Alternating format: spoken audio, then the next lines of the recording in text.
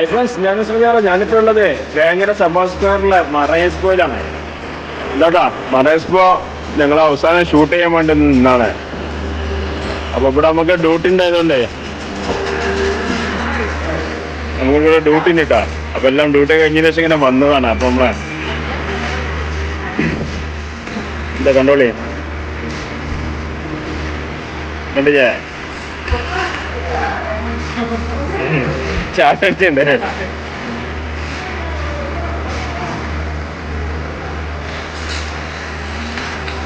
എന്താ നമ്മളെ ഒരു മത്സ്യകന്യക ഇങ്ങനത്തെ 2 പേരാണ് ഇവിടെ ഉള്ളത്.